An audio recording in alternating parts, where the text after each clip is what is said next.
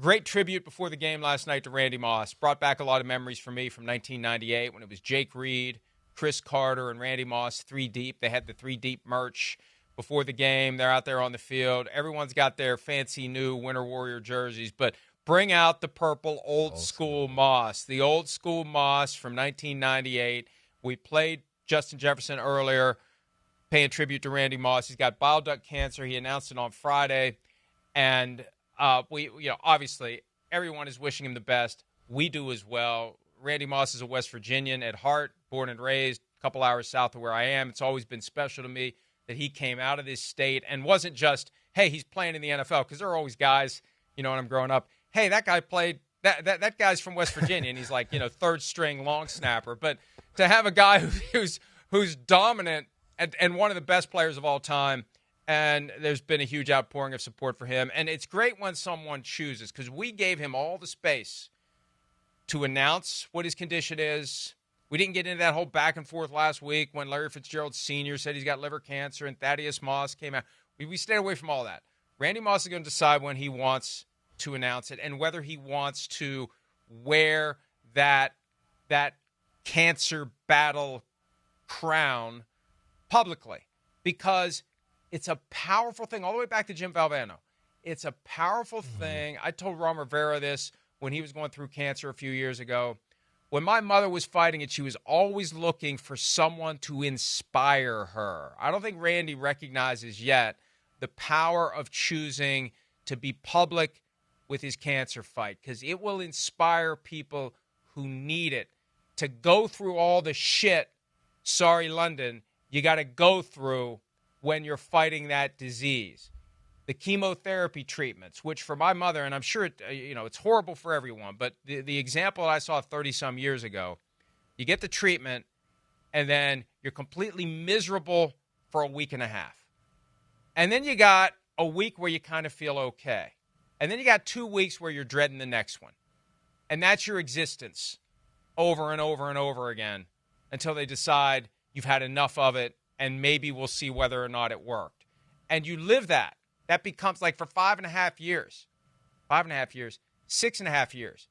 That was my mom's existence. And then when you're in remission every day, when's it coming back? When's it coming back? So to have people who are publicly fighting it, it gives you a reason to keep fighting as hard as you can. So I credit Randy Moss for choosing to go public with it, and we support him beyond 100%. 100% is the maximum limit. It's impossible to go beyond that. But we and everyone else because there's so many people out there who are fighting it anonymously and quietly, and they need people like Randy Moss to give them their inspiration, Devin.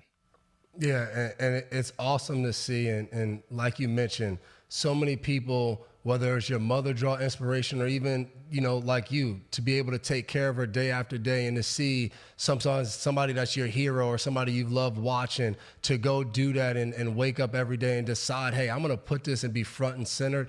It inspires the whole village around that person and that person as well. And I think when you see the outpour of love for Randy Moss, it just reminds you, yes, he was a great football player, but I remember walking into the locker room in 2010 as a rookie in New England, and I'm looking and I'm just like, holy shit, like that's Randy Moss. Like I bought the Jordans, the cross trainers he had. I remember a state championship game. I begged my mom to let me wear those sneakers because we were playing on AstroTurf, and it was like that's what Randy looked like when he was on AstroTurf. Like just to have that, and I got the opportunity to talk to him, laugh, joke in that locker room. He was a guy that, like, he was an example for everybody to come in the league and take it by storm. And I've always just been blown away when I got in the locker room and you knew how physically gifted he was. But it told me right away as a rookie, the key to being a good player in the game was to learn the game at the highest level you could. And Randy was one of the smartest players I've ever seen. You be in the secondary sitting there, and it looked like he's jogging to kind of get you to fall asleep because he knows exactly what coverage you're in, and then he would take off down the middle of the field. Like, the guy's incredible, and, you said it, thoughts and prayers are with him. Unbelievable teammate. He always had 30 guys at his locker, him telling some, like, great Randy Moss story that you kind of only saw through the lens of ESPN, cutting to him, and he would give you the full background.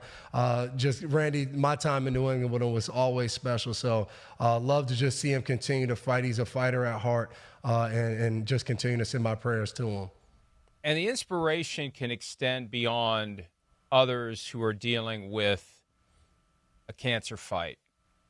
I felt like it gave the Vikings a lift last night. Yeah. And, you know, depending upon how the next few weeks play out, you get into single elimination games. Who knows? Maybe Randy's well enough to go talk to the team before a game. I mean, this is the kind of thing that all things equal, if you can find, inspiration for your day in and day out struggle. And it's easy to take inspiration from somebody who's publicly fighting cancer, even if you're healthy, because, hey, I don't want to hear any complaints from any of you about anything, right? You're not dealing with what Randy's dealing with. You're not dealing with this horrible disease that turns people's lives on its head. Don't complain that you're tired. Don't complain that you had to work late. Don't complain that you don't want to do what you have to do today. Go do it, and do it enthusiastically, because you have it made, because you're not dealing with this horrible disease that so many deal with. So, and there's just a way I think the planets line up for the Vikings to give them an extra little kick